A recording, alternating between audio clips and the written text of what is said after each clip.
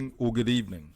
Wherever in the world it is that you're tuning in to watch this from, my name is Tom Fay. I am the founding director at LifeBricks Global. We're going to go through a brief rundown of how to use our datasets to help you get your job or your passion project off the ground and working effectively. Our goal is for you to build the best, okay? Without any further ado, we're going to move straight into this. And we're going to align ourselves straight out the gate that we currently are not a service. We're not a DAS. We do not have an API for you to plug into. What we are, however, is data as a product.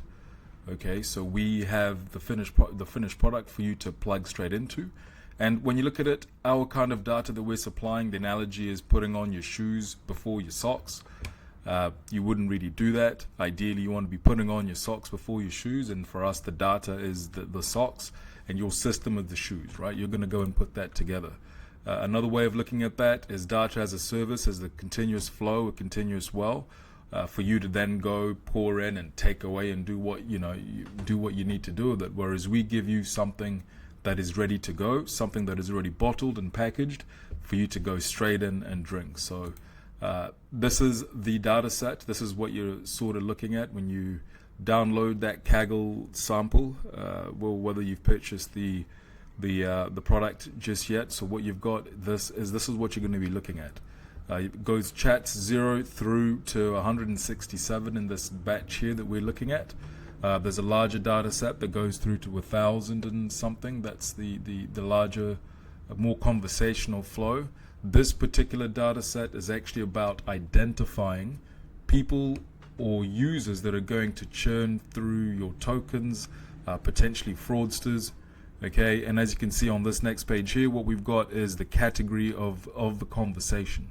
So when we're in category, it's like which category does this phrase that has been uttered. Let's say we go back into chat 1.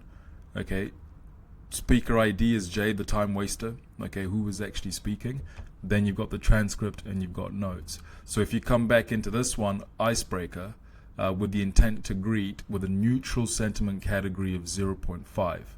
Okay, that's the score. So you go back, it's pretty simple. Hey, it's Jay. All right. So each one of those entries has a score. And as we go through, and as you go through the data set, as you plug this into your system, you'll start to see that the intent starts to shift. Just a natural conversation. The intent starts to shift. The category of the conversation is being altered constantly. The positive sentiment is coming in a bit more. Sometimes the negative sentiment comes in.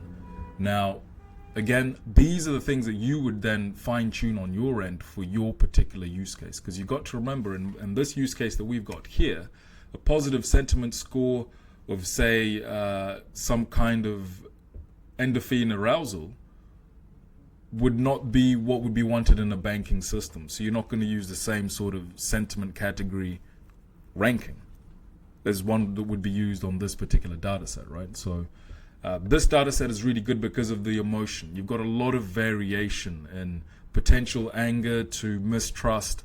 You know, you're going through a lot of variation in the emotion. And as we move on, you can see the user risk flag is a risk flag being put up. The system on this one says yes. So let's go look at that. Which one is that over there?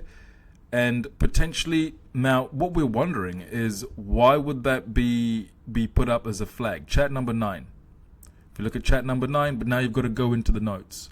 The notes in the transcript tell you more about the context of the situation.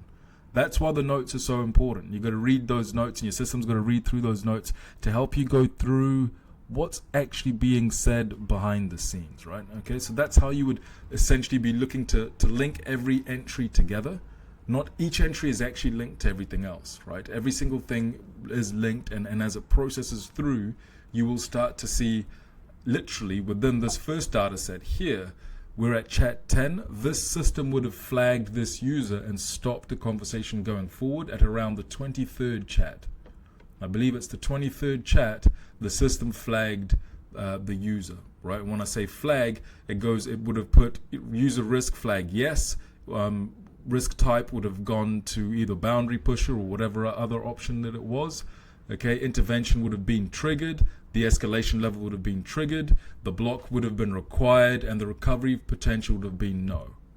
That was at the 26th conversation, very, very early, 23rd conversation, and this data set goes through to 167 of which have been supplied. It actually goes further. More time is wasted.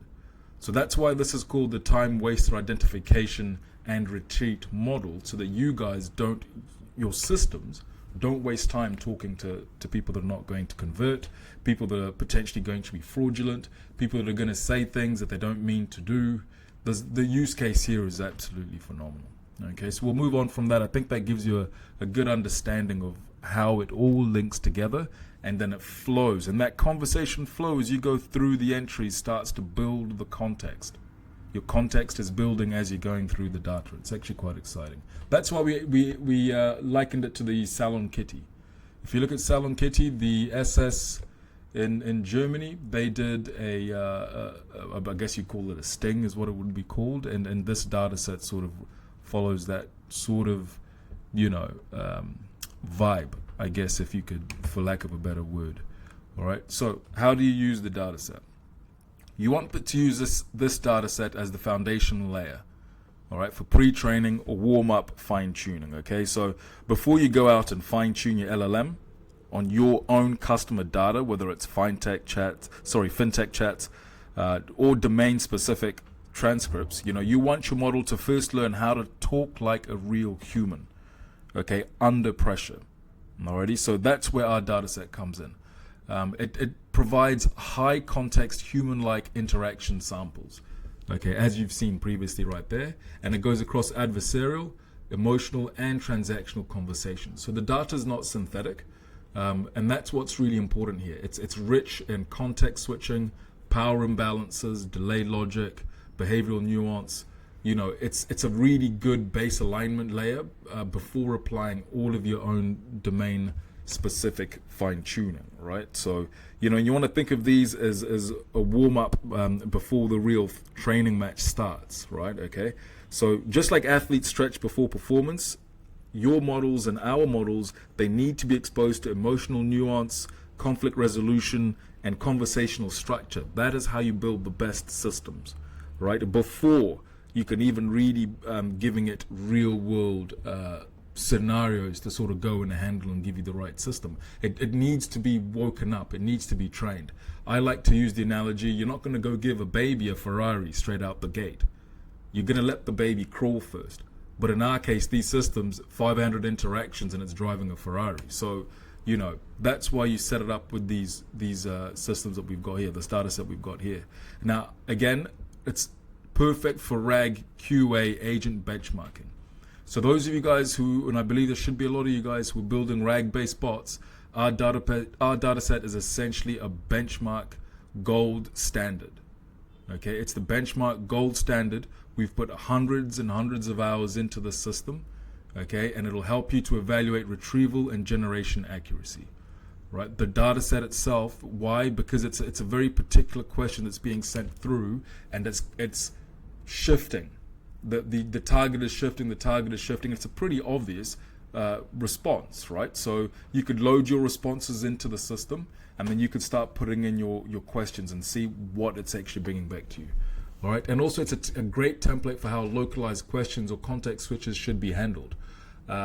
You'll see in the data set where obviously we've blanked out the location, so no PII is actually available in this data set. This could be anywhere in the world. It could be Alaska. It could be anywhere. You don't know, right? So that's the cool part, and your machine doesn't know. So there's absolutely no bias in location and what's going on here. So that's very, very cool. That it's actually, there's no bias in this data set. It's just running through, and you can just pick it up, put it into your system. The notes there that have been written down are helping you follow the conversation with context. Okay, so you can test how well does my RAG bot answer emotional deflection. Okay, you can test that, right? Because you've now got a gold standard right next to it to see how it handles it. And then you can see, okay, that's an issue. If we're not handling this as well as a human would, right, which is what you've got here, then that's an issue, okay? And also, can it detect manipulation or tone?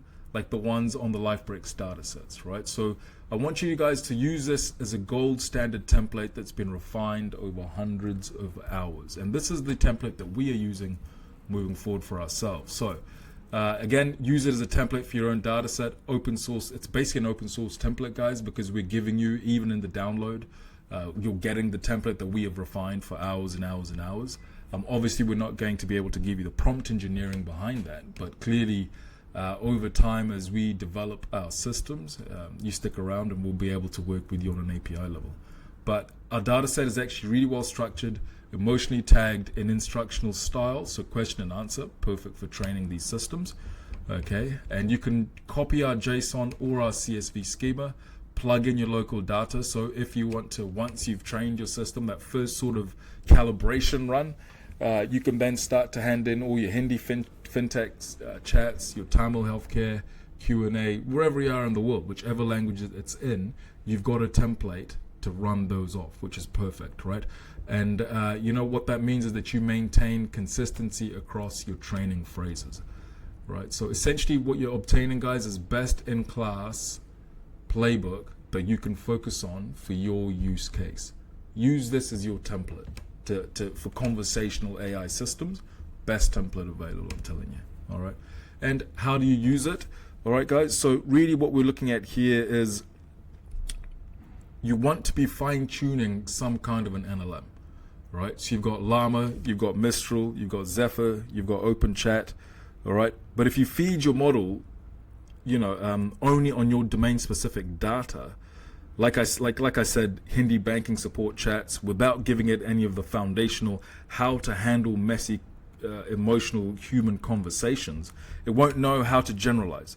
So our data helps you align your model to respond like a human, even before you plug in your own local data. So again, we want to be pre-training to align your base model on real conversational patterns. That's really, really important.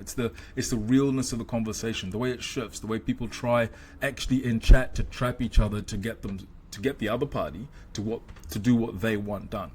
Okay, so this adds high context human nuance before you layer in your custom data. That's the point here. Just, you know, if you guys can get that point home, then you'll understand how to use this data set. And again, follow the same instruction, response, and tags formatting that you've got. Here's an example, Hugging Face style fine-tuning input. All right, so instruction, what's your plan with me? Are you going to send the money or keep dragging this out? Response, let's not rush this. I'm just figuring out my cash flow for this week. This is like a very, you know, this is a really interesting instruction and response. From there, you guys mold this into your industry. But that's essentially what you're looking for. Look at the deflection there. You're looking for the deflection and the understanding of the input. That's a great deflection. All right. Now, obviously, our end use case for this particular kind of data set, there's a lot of them, but one of the other ones that you could do clearly is to build chatbot personas. This is huge. This is a massive, massive, massive use case. You know, you could use the data set to simulate defense bot personas for fraud, emotional manipulation, customer service clones or customer service bots, but these are, you know, high performing customer service machines, right? Human in the loop agents that resist and stall, or respond strategically. So it, again, depends on what you're trying to do. If you just want to build a standard, hey, I need a customer service chatbot, but I want it to at least be able to handle some kind of, let's say like a real estate application. You know, if somebody's hitting that website and they start to want to chat with the system, they're looking for information. What information are they looking for? 2 bedrooms, 3 bedrooms, you know, what else? Does it come with a car park? Okay, what's the price range? But you know, how much data can the system get? What's your budget? When are you looking to do something? You know, so now before a human even gets on the phone with this person, your system's extracted data because it's been trained correctly, right? This is our system, Matai.ai. Matt is an AI, your AI assistant. And this is our product. This is our human-facing, front-facing product that we're building for multiple use cases. Again, you know, we've got vertical agents that we're working on. But again, once you've got the Rails, once you've built the Rails, you can just change the endpoints, right? You plug in a couple different endpoints, but the Rails are similar or the same. And so this is Matt, assistant. This is the kind of chat user interface that you could be looking at. This is an example, but this is what we're looking to be doing. Okay, very simple, one chat widget and a copy paste sort of mechanism in there. What we would be doing is moving forward with these data sets is providing you guys with a fraud detection tool where you can copy paste your chats, and our system will output based off of our CSV or our JSON formatting. It'll put out exactly what it is reading based off of its fine tuning as to whether that person is being legitimate, whether that person is being dishonest, is that person, do they intend to do what they're saying? So it's pretty cool. We're sort of taking this to the next level in terms of what's possible with fraud detection. Not so much static like IP addresses, not so much that stuff, but conversational, and that also means that we are GDPR compliant when it comes to accessing different markets, right? So think about, you've got to be really looking at the whole picture as we move forward with our builds. Okay, and this is another screen there, so you can communicate with the system. Send me the therapist booking link. Again, depends on which vertical you're integrated into. Okay, if you're in a real estate vertical, you could always ask the system how many projects have been launched in Sharjah, Dubai this month. It'll give you a response, right? So, use case industries list. These are the top 10, and these are just a list. This is not even a breaking down into the niche in every single industry there. So you've got cybersecurity, fraud prevention, fintech, digital lending, banking, customer service, CRM automation, conversational commerce, sales funnels, AI safety, alignment research, legal tech, dispute resolution, regional LLM builders. So if you're in India, MENA, LATAM, you need a system that understands local. This you can use this for that. Gaming, NPC dialogue, storytelling AI, educational tech, learning assistance, agentic AI, and RAG systems. All right, so we've just updated the use case matrix. That's free for download, available on Kaggle, and that use case matrix goes into a bit more detail under each of these headings as to exactly what you can do and how you can implement it. All right. And hey, thank you so much for listening through. Closing remarks. Look, licensing and use, personal and commercial use is all good. That's allowed, but the redistribution of raw data sets is just not permitted. But derived models are okay. If you've done your own thing, but we would appreciate attribution. No, so if you could attribute us as the source of the data, that would be outstanding. As the source of the template as well. Because obviously that's taken a lot of time to bang together and understand. That on your right there is the suggested stack, so those are the stacks that we suggest. I would also add AWS in there. AWS can handle this as well, so there's a bunch of stuff on AWS that can really help you out there. So there's plenty, there's a lot of tools for building these on. Just find what you want to build it on, dependent on your use case. Okay. And hey guys, if you are interested in the data sets, here you go. I'll always make you guys an offer. Thank you so much for watching right through to this part. So 10% off for payment in USDC on base. All right, those who are open to paying with crypto and are crypto cognizant, I guess would be the term or the way to put it. You will save 10% on your purchase on any data set, both now and into the future. Okay, so if you wish to pay with credit card, you can use Coinbase or Bybit to onboard yourself and use those tools at your disposal. The reason we like to use it is because it's very low cost to transact USDC on base. It's essentially free, to send money around the world. Whether you're paying a dev in Sri Lanka or you're paying a marketing guy in Indonesia, and you're in the Americas, any part of the Americas, it gets there for free. So that that's really cool. And we do manual verification via Telegram. You just send us the transaction ID, okay? And this is us here. If you also get one-to-one Telegram support, scan that. When you're ready, you can scan that, pause the video and scan that. That is the end screen as well. And you'll come straight through to the Telegram support, which is where we live. We spend our time in Telegram, and we can give you that direct one-to-one support in the Telegram system. If you'd like to make the most of that 10% offer as well, just send us a message on Telegram and we'll set it all up for you, and you can get going. So thank you so much for watching. I appreciate it. This is, it's probably one of the most exciting things that we've ever done. We're very excited about this product. We're very excited about the RAG build that we are doing ourselves. Our plan is to have a system that is autonomous, that just makes money autonomously without needing our input. So that's the goal on the RAG side. On the data side, we're just going to keep building out more and more data sets to help you guys, build the best. That's essentially what it's about, isn't it? So if you're going to do it, you may as well be the best at it. Thank you very much. Take care. Have a good evening, good morning, good afternoon. And yep, send us a message on Telegram. I look forward to speaking to you soon. Cheers.